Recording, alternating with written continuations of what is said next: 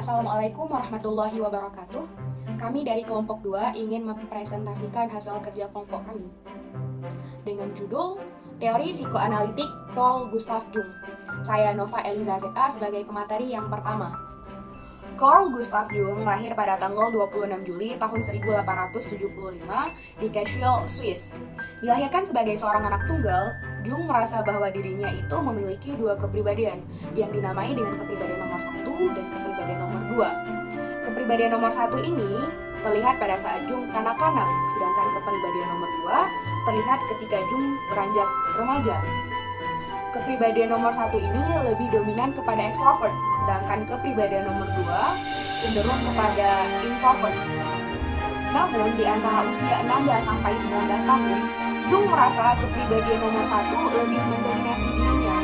Di awal masa sekolah, dia merasa memiliki sifat introvert, sedangkan ketika masuk ke jenjang profesional, dia merasa sifat ekstrovert lebih mendominasi. Pada awalnya, Jung tertarik untuk mempelajari arkeologi dan ilmu alam. Walaupun di latar belakangi keluarga yang mampu, Jung memutuskan untuk masuk ke Universitas Basel. Nah, dari sini, Jung mempelajari teori psikoanalisis Freud. Dan dari sanalah mulai berkolaborasi antara Freud dengan Jung. Semakin hari, Jung dan Freud semakin dekat sehingga Freud memutuskan untuk mengangkat Jung sebagai Presiden Asosiasi Psikoanalisis. Namun, setelah perjalanan Jung dan Freud ke Amerika Serikat, membuat hubungan keduanya menjadi dingin. Sehingga pada saat itu Jung memutuskan untuk mengembangkan teorinya sendiri dan keluar dari asosiasi psikoanalisis. Lalu, bagaimana teori yang dikembangkan oleh Jung dan apa yang membedakan antara teori Jung dengan teori Freud? Teori kepribadian Jung dipandang sebagai teori psikoanalitik karena tekanannya pada proses-proses tak sadar. Namun berbeda dalam sejumlah hal penting dengan teori kepribadian Freud. Struktur kepribadian disusun oleh sejumlah sistem yang beroperasi dalam 3 tingkat kesadaran. Yang pertama ada ego yang beroperasi pada tingkat sadar, yang kedua ada kompleks yang beroperasi pada tingkat tak sadar pribadi. Yang ketiga ada archetype yang beroperasi pada tingkat tak sadar kolektif. Nah, struktur kepribadian menurut Jung yaitu yang pertama ada ego, jiwa sadar yang terdiri dari persepsi-persepsi, ingatan-ingatan, dan perasaan sadar. Sebagai organisasi kesadaran, ego berperan penting dalam menentukan persepsi, pikiran, perasaan, dan ingatan yang bisa masuk ke dalam kesadaran. Tanpa seleksi ego, jiwa manusia bisa menjadi kacau karena terbanjiri oleh pengalaman yang semua bebas masuk ke dalam kesadaran. Yang kedua, ada ketidaksadaran pribadi. Pengalaman yang pernah sadar tetapi kemudian direpresikan, disupresikan, dilupakan, atau diabaikan, serta pengalaman-pengalaman yang terlalu lemah untuk menciptakan kesan sadar pada sang pribadi. Yang ketiga, ada ketidaksadaran kolektif. Disebut juga dengan transpersonal unconscious. Konsep asli Jung yang paling kontroversial. Suatu sistem psikis yang paling kuat dan paling berpengaruh, dan pada kasus-kasus patologik mengungguli ego dan ketidaksadaran pribadi. Ketidaksadaran kolektif adalah sisa psikis perkembangan evolusi manusia, sisa yang menumpuk sebagai akibat dari pengalaman-pengalaman yang berulang selama banyak generasi. Membedakan dua sikap utama dalam kepribadian. Ada sikap ekstraversi dan sikap introversi. Sikap ekstraversi mengarah sang pribadi ke dunia luar atau dunia objektif, sedangkan sikap introversi mengarahkan orang ke dunia dalam atau dunia subjektif. Kedua sikap yang berlawanan ini ada dalam kepribadian, tetapi biasanya salah satu di antaranya dominan dan sadar. Apabila ego lebih bersifat ekstrovert dalam relasinya dengan dunia, maka ketidaksadaran pribadinya akan bersifat introversi. Ada 4 fungsi psikologis fundamental, yaitu yang pertama, pikiran. Yang kedua, ada perasaan. Yang ketiga, ada pendirian. Yang keempat, ada intuisi. Dinamika kepribadian, yaitu variasi struktur kepribadian yang kompleks, membuat elaborasi dinamika kepribadian sukar dibuat formulanya. Akhirnya, Jung mencoba mendekati dinamika itu dari prinsip-prinsip interaksi dan fungsi atau tujuan penggunaan energi psikis. Di antaranya ada interaksi antar struktur kepribadian dan energi psikis. Interaksi antar struktur kepribadian yang pertama itu adalah prinsip oposisi, yaitu berbagai sistem, sikap, dan fungsi kepribadian yang saling berinteraksi dengan 3 cara, yaitu saling bertentangan, saling mendukung, dan bergabung menjadi kesatuan. Prinsip oposisi paling sering terjadi karena kepribadian berisi berbagai kecenderungan konflik. Menurut Jung, tegangan akibat konflik adalah esensi hidup. Yang kedua, ada prinsip kompensasi. Misalkan untuk mengubah kepribadian hidup menjadi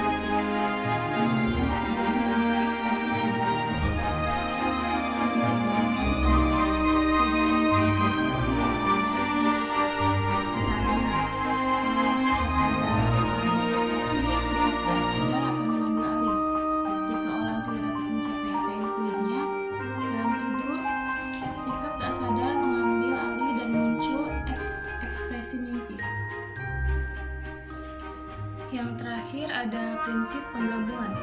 Menurut Jung, kepribadian terus-menerus berusaha untuk menyatukan pertentangan-pertentangan yang ada.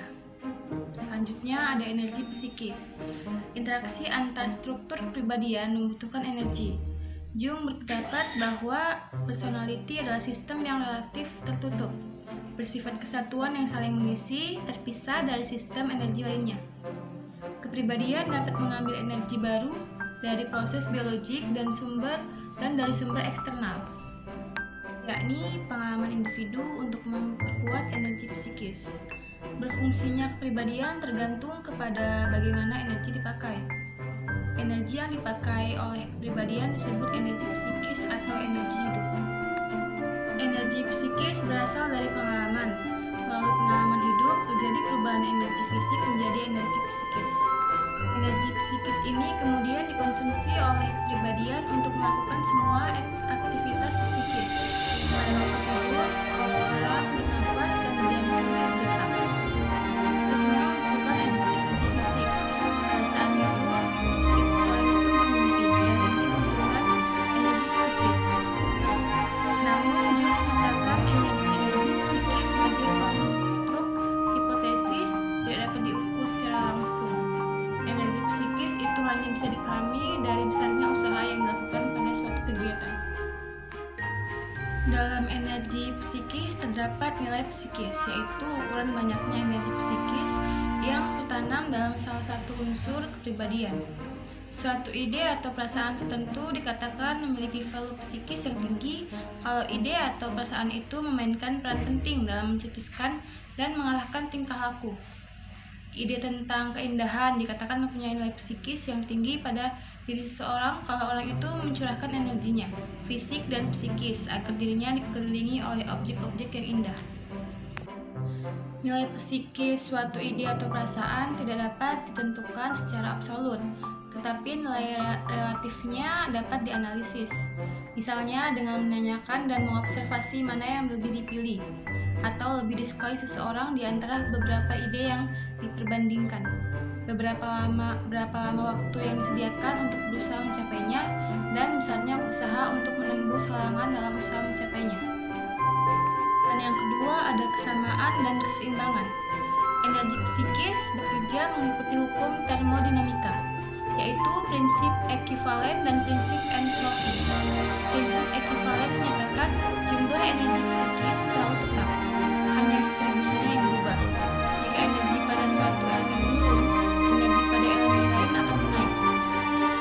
Misalnya, jika perhatian anak kepada orang tuanya menurun, maka perhatiannya kepada teman sebayanya akan naik. Orang yang energi sadarnya bertambah, energi tersadarnya akan berkurang.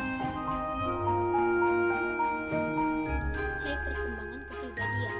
Perkembangan kepribadian adalah salah satu peristiwa psikis yang sangat penting. Pendekatan Jung menjelaskan bahwa peristiwa psikis itu terjadi lebih lengkap dibandingkan Freud. Pandangan Freud bersifat mekanistik atau kausalitas. Menurutnya, semua peristiwa tersebut disebabkan oleh sesuatu yang terjadi pada masa lalu. Sedangkan Jung mengedepankan pandangan prososif atau teleologik yang menjelaskan kejadian sekarang yang ditentukan masa depan atau tujuan. 1. Sinkronisitas. Gejala sinkronistik bisa dijelaskan berdasarkan hakikat aktipe. Aktipe dikatakan bersifat psikologis dan fisik sekaligus. Akibatnya, aktipe dapat membawa ke dalam kesadaran suatu gambaran jiwa tentang peristiwa fisik, meskipun tidak ada persepsi langsung terhadap peristiwa fisik tersebut. Aktipe tidak menyebabkan dua peristiwa, tetapi ia memiliki suatu kualitas yang menyebabkan psikologis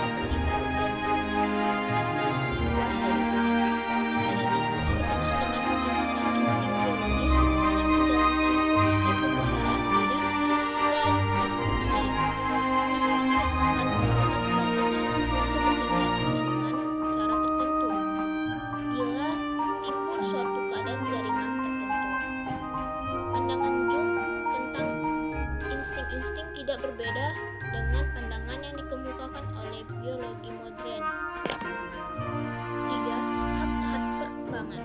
Menurut Jung, terdapat 4 tahap perkembangan, yaitu 1. Usia anak dibagi menjadi 3 tahap. Pertama, tahap anarkis, 0-6 tahun. Tahap ini ditandai dengan kesadaran yang kacau. 2. Tahap monarkis, dari umur 6-8 tahun. Tahap ini ditandai dengan perkembangan ego dan mulai pikiran, verbal, dan logika. Ketiga, tahap dualistik, dari umur 8-12 tahun. Tahap ini ditandai dengan pembagian ego menjadi 2, objektif dan subjektif.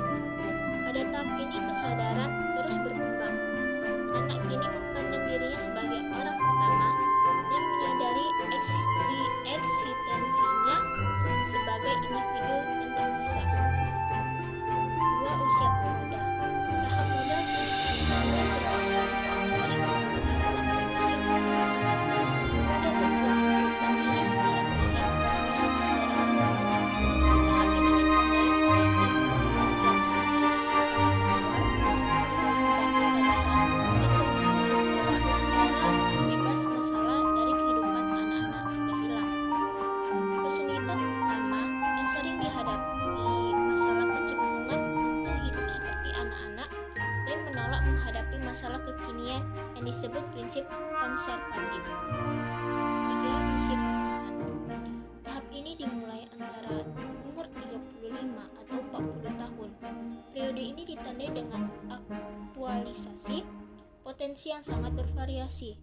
Pada tahap usia pertengahan, muncul kebutuhan seperti spiritual, yaitu kebutuhan yang selalu menjadi bagian dari jiwa, tetapi pada usia muda dikesampingkan, karena pada usia itu, orang lebih tertarik pada nilai materialistik.